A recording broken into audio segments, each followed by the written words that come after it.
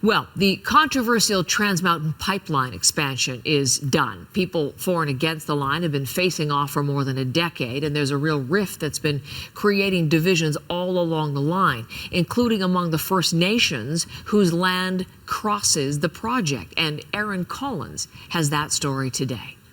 The Trans Mountain Pipeline expansion is finally done. Part of it running right here through the Whispering Pines Reservation near Kamloops, BC. And as the oil starts to move, the big question now is who's going to own TMX?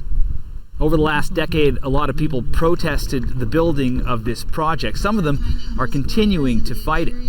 And of course, a whole bunch of people loudly supported the project too.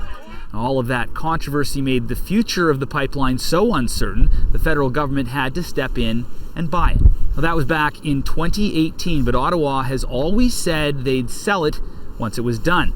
And they've hinted that they would like First Nations along the line to be involved. Well, there's a couple of main groups involving First Nations that are interested in getting a piece of the pipeline.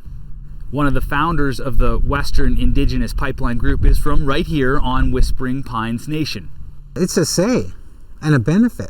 We want the response. We live with the risk all day, every day since 1954. But we've never had the benefit. But they aren't alone. Another player is Project Reconciliation. That group's chairman is from the Enoch Cree Nation near Edmonton.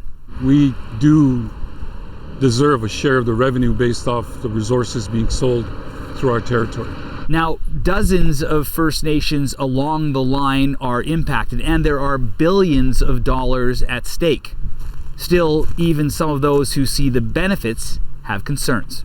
There's something that's coming here that poses a big threat to the natural environment of our people and really could affect the livability of our homelands. Of course, I'm opposed, and a lot of our people were. And of course, despite the fact the line is moving oil now, there are still people that remain opposed. There's things that we're monitoring, that we're looking at, that have to be addressed.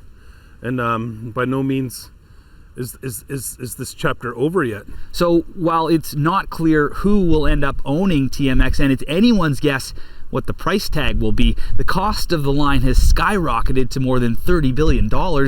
It's a good bet that the First Nations people whose lands the line zigzags across will be a big part of the equation. Aaron Collins, CBC News on the Whispering Pines First Nation.